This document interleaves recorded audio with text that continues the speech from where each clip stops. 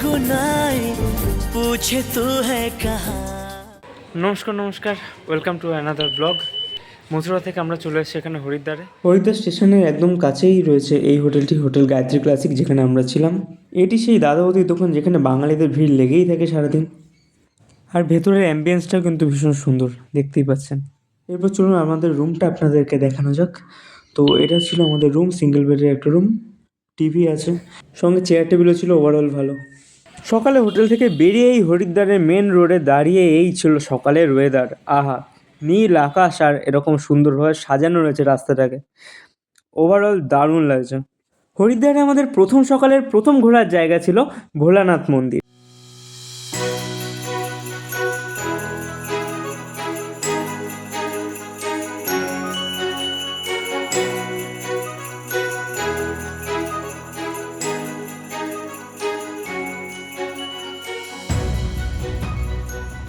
এই সুন্দর সকালে ভারতের তিরঙ্গা পতাকা দেখে মনটা আরও ভালো হয়ে গেল। এরপর চলে এসেছি চণ্ডীদেবী পাহাড়ে, আর এইটা ছিল রোপওয়েতে ওঠার জন্য টিকিট কাউন্টারের লাইন। আপনারা চণ্ডীদেবীতে এরকম একটা টিকিট পাবেন, আর সিজিএসটি এসজিএসটি সব কিছু নিয়ে 240 টাকার টিকিট হিসাবে আমাদের 5 জনের 1200 টাকা হয়েছে। আর এরকম ওয়েটিং নাম্বার নিতে হবে তারপর আপনাদের, যেমন আমাদের ওয়েটিং নাম্বার 191, এখন 182 চলছে, এরপর আমরা একটু পরেই ঢুকবো। একটা রোপওয়েতে 4 জন করে ওঠা ছিল, আমি বাবা মা 3 জন ছিলাম বলে আমরা 3 জনে উঠে গেলাম এই রোপওয়েটায়। আর আমাদের রোপওয়ে উপরে উঠতে শুরু করে দিয়েছে। আর উপরে উঠতে যেই শুরু করেছে আমার মা তো লোকনাথ বাবার নাম নেওয়া শুরু করে দিয়েছে, জয় লোকনাথ বাবা বলতে বলতে ফাইনালি উঠছিলাম উপরে। আর এত সুন্দর ভিউ, পুরো হরিদ্বার শহরটাকে একদম উপর দিয়ে দেখা যাচ্ছিল, একদম কুট্টি কুট্টি লাগছিল সব কিছু।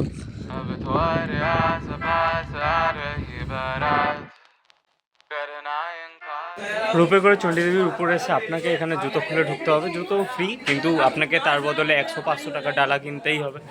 আমরা যদিও 50 টাকা নিয়েছি। এই হলো চণ্ডীদেবীর প্রসাদ, মুড়ি গজা। ভিউ দেখুন চণ্ডীদেবীর মন্দির থেকে নামার সময় সিঁড়ি দিয়ে এরকম ভিউ।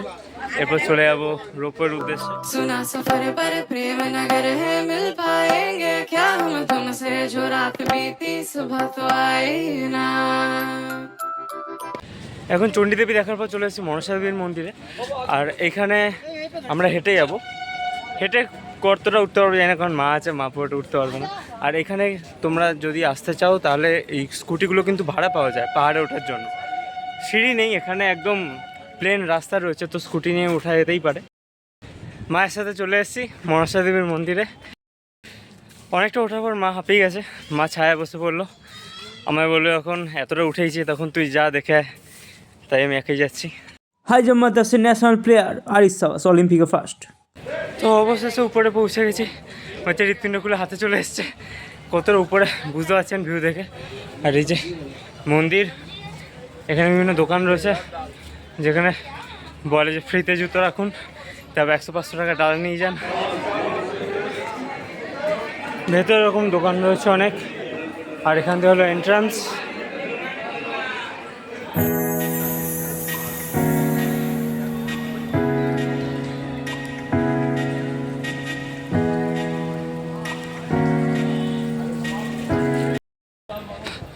অনেকেই স্কুটি করে আসছে, পাহাড়ের উপরে রাস্তা দিয়ে উঠছে নামছে, কিন্তু পায়ে হেঁটে এবং ক্যাঙ্গারুর মতো নামতে নামতে যা মজা আছে সেটা স্কুটিতে নেই।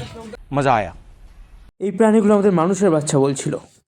চলে এসেছি হরিদ্বারের আদি গঙ্গায়, এটাই মেন গঙ্গা। বিশাল স্রোত এখানে জলের, বুঝতে পারবেন কিনা জানি না ভিডিওতে। এত স্বচ্ছ জল আমাদের ওখানে তো গঙ্গায় দেখা যায় না, তাই দেখেই সঙ্গে সঙ্গে নেমে গেলাম। আর যা ঠান্ডা ছিল জলটা, বাবা গো! স্নান করার জন্য কিছু নিয়ে যায়নি, তাই একটু মুখটাই ধুয়ে নিলাম।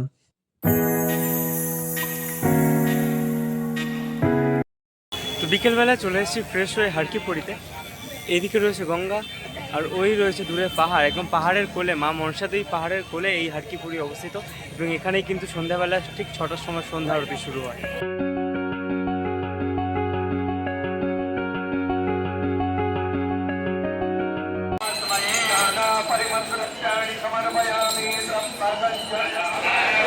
একদম গঙ্গার সামনে আছি, এখানে শিকল বাঁধা রয়েছে, এই শিকল ধরে সবাই চান করে।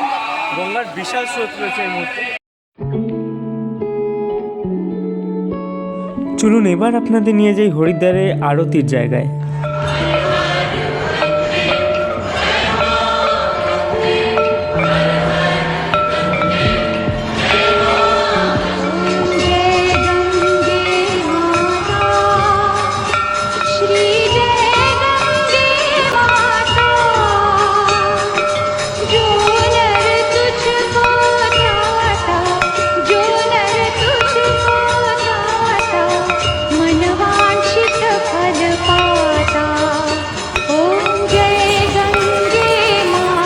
আমার মায়ের প্রচণ্ড ইচ্ছাবশত এই 10 টাকার ড্রাম কিনে ভরে নিলাম হরিদ্বারের গঙ্গার জল। হারকিপড়ি যেখানে গঙ্গা আরতি হয় তার পাশেই বিশাল বড় মার্কেট রয়েছে হরিদ্বারে। এখানে মার্কেটে সানগ্লাস ঘড়ি থেকে সবই পাওয়া যায়, তবে এখানকার সোয়েটার একটুখানি সস্তায় পাওয়া যায়। আমাদের ওখানকার থেকে এখানকার সোয়েটার সস্তায় পাওয়া যায়। যেমন এই সোয়েটারগুলো কোয়ালিটিও খারাপ নয়, 200 টাকা দিচ্ছে। এটা আমাদের ওখানে ব্যান্ডেলে বা বাংলার দিকে আর কি, কলকাতার দিকে 500 তো পড়বে। কিন্তু মুড়ির প্যাকেটের বিশাল দাম ছিল। এই 250 গ্রামের মুড়ি প্যাকেটগুলো, যেটা আমাদের ওখানে 16 টাকা, এখানে সেটা 50 টাকা দাম। এবার চলে যাচ্ছি গাড়ি করে ঋষিকেশের উদ্দেশ্যে। হরিদ্বারের আরতি ঘাট, যেখানে আরতি হয়, সেই মেন গঙ্গার ঘাট থেকে ঋষিকেশের দূরত্ব 23 কিলোমিটার। আর আমরা এই মুহূর্তে চলে এসেছি ঋষিকেশে অটো ভাড়া করে। পার হেড 60 থেকে 70 টাকা করে অটো ভাড়া পড়বে এখানে। আর এই হলো ত্রিবেণী ঘাট, ঋষিকেশের মেন ঘাট।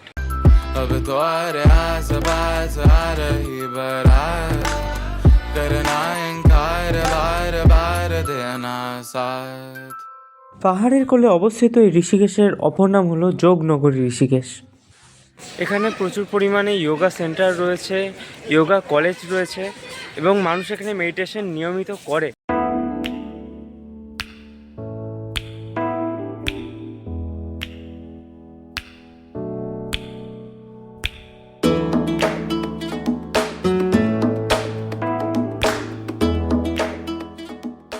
চলে এসেছি জানকী ঝুলাতে।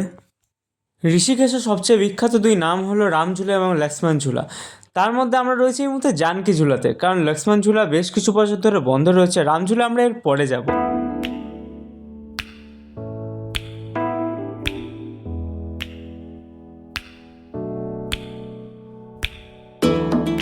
এদিকে রয়েছে কৃষ্ণ অর্জুন রথে, আর এদিকে রয়েছে বজরংবলী, বুক ছিঁড়ে রাম সীতা দেবীকে দেখানো হচ্ছে। এবার চলে এসেছি পরমার্থ নিকেতনে। এটা হলো পরমার্থ নিকেতন, একটা বিশাল বড় একটা আশ্রম। এই আশ্রমে ভেজ থালি বা সাত্বিক থালি 100 টাকা থেকে শুরু এবং অত্যন্ত পরিষ্কার পরিচ্ছন্ন একটি অ্যাম্বিয়েন্স রয়েছে ভেতরে। সুন্দর, পরিষ্কার পরিচ্ছন্ন এবং অত্যন্ত শান্তির জায়গা। পরমার্থ নিকেতনে খাওয়া দাওয়া করে এখন চলে এসেছি রামঝুলাতে। হরিদ্বারে রামঝুলা, লক্ষ্মণ ঝুলা বিশ্ববিখ্যাত। তার মধ্যে এখন রয়েছে রামঝুলাতে। লক্ষ্মণ ঝুলা 2-3 বছর ধরে বন্ধ রয়েছে। নিচে কিন্তু ভাইব্রেশনটা বোঝা যাচ্ছে, এটা পুরোটাই দড়ি দিয়ে বাঁধা রয়েছে, বোঝা যাচ্ছে ব্রিজটা দুলছে।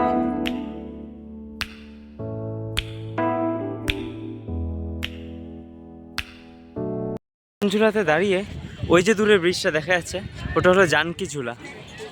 আর এখানে রাফটিংও হচ্ছে, অনেকে এখানে রাফটিং করছে। ওই যে দূরে বোর্ড দেখা যাচ্ছে, রাফটিং করছে। এরপর ঢুকছে দুন এক্সপ্রেস। আমরা চলে যাচ্ছি বাড়ি। দেখা হচ্ছে পরের ভ্লগে, মুসৌরির ভ্লগে। টাটা।